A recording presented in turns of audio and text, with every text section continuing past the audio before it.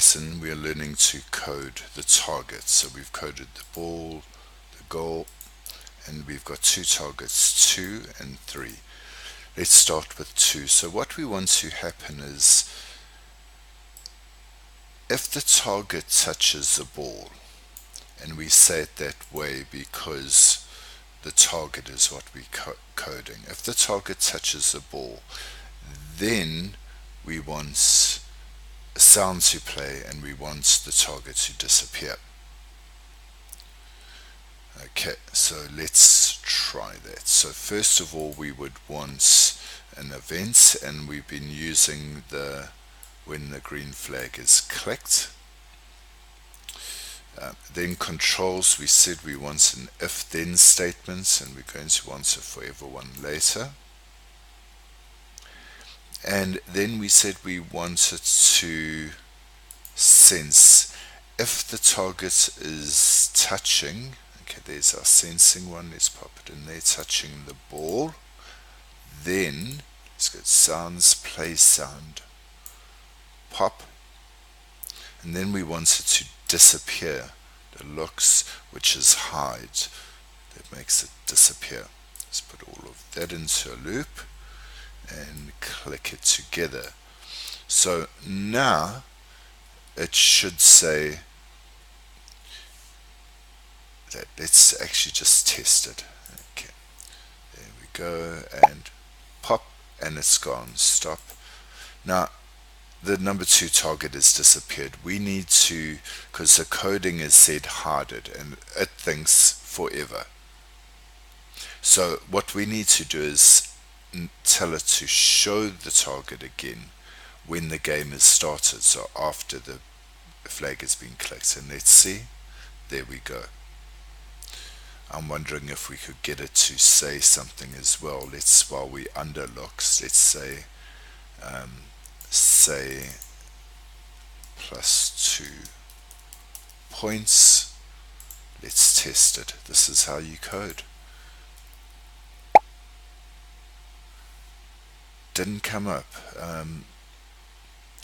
Maybe because it needs a bit of time. Let's take weights under control. Test it. No, didn't come up. So I'm going to take those 2 out, and I'll play with that at another point. But this one is working now. So if we go down, it goes pop and it disappears. If we start the game again, it's back there. Okay, this is what coding is about: playing around with possibilities, educated guesses, and using logic. Now number 3 is going to do the exact same coding as this, except that we're going to change the sound. So we're going to use the backpack down here. If you click on it to open it up, you just drag code down into it, let it go, it copies it. Go to where you want to copy your code, which in this case is number 3 sprite, drag it up, and there we go. We'll close our backpack. The only thing I want to change is I've already loaded new sound in there. You can add more from the library. If it's not loaded here, it won't show up in the drop down. There's chomp, and let's try it. Pop, chomp. Excellent. Okay, so there we have it. Now we probably want more targets than this.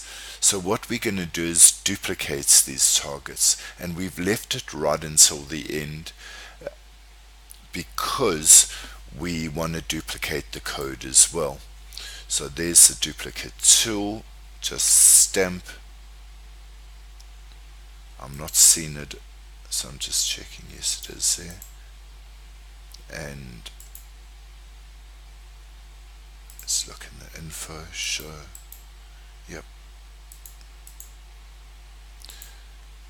And let's try stamp another one. Let's stamp a 3.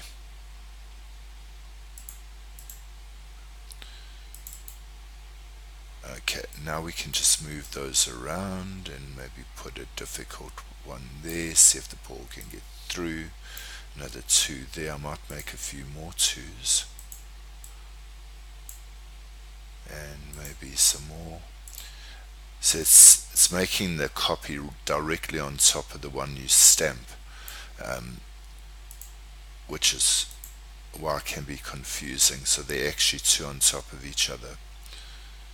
Make it there. Let's have another two.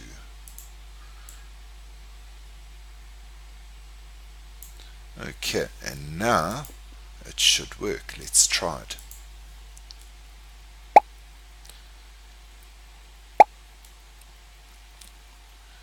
Okay, now, oh, that's not good. Oops. Down. Up. There we go, and it's all working. The next step will be adding in points for those different targets and adding in a scoreboard, but that is for next time.